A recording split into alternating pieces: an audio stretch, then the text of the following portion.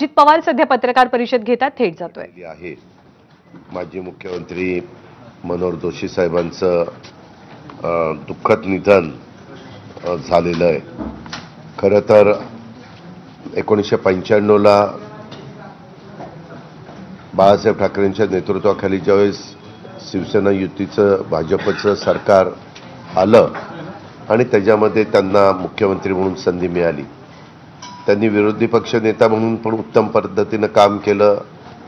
त्यांनी मुख्यमंत्री म्हणून पण त्यांची कारकीर्द आपल्या सगळ्यांच्या कायम स्मरणात राहील अशा प्रकारची कारकीर्द राहिली.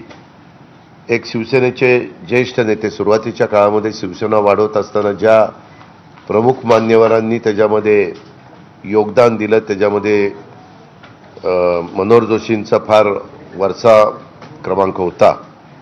आणि शिवसेनेचे ज्येष्ठ नेते माजी मुख्यमंत्री मनोहर जोशी यांच्या निधनाने मराठी माणसांच्या न्याय हक्कासाठी लढणारा एक सुसंस्कृत नेता काळाच्या पडद्याआड गेलेला आहे. त्यांच्या निधनाने महाराष्ट्राच्या राजकीय, सामाजिक, शैक्षणिक क्षेत्राची फार मोठी हानी झालेली आहे.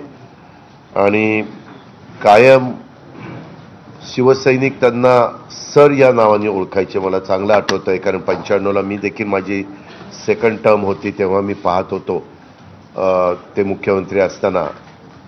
तर त्यांना सर नावाने ओळखायचे आणि कुठल्याही गोष्टीचा बोलण्याच्या संदर्भामध्ये किती सभागृह आक्रमक झालं तरी बरोबर त्याच्यातनं उत्तर देऊन ती वेळ कशी मारून न्यायची किंवा हजरजबाबीपणा पण त्यांना जास्त होता, मिस्किलपणा पण त्यांच्यामध्ये होता.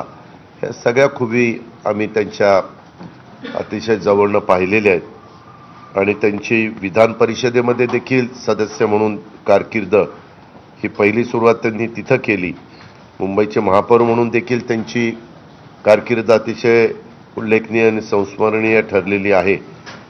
आणि अशा त्यांना नंतरच्या काळामध्ये लोकसभेचं अध्यक्षपद म्हणून देखील निष्पक्षपणे त्यांनी भूमिका बजावली. आणि अतिशय सामान्य कुटुंबामध्ये जन्माला आले मनोहर जोशी साहेब यांनी स्वकर्तृत्वावर कोकणच्या भागातनं जन्माला आलेला हा सुपुत्र लोकसभेचा अध्यक्ष म्हणून तिथपर्यंत त्यांनी मजल मारली.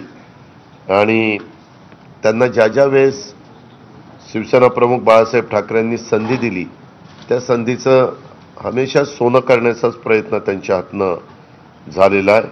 अनेक मराठी तरुणांना उद्योग क्षेत्राच्या संधीसाठी त्यांनी प्रशिक्षित केलं. कोहिनूर इन्स्टिट्यूट ही फार संस्था महत्त्वाची त्या काळामध्ये गणली जायची.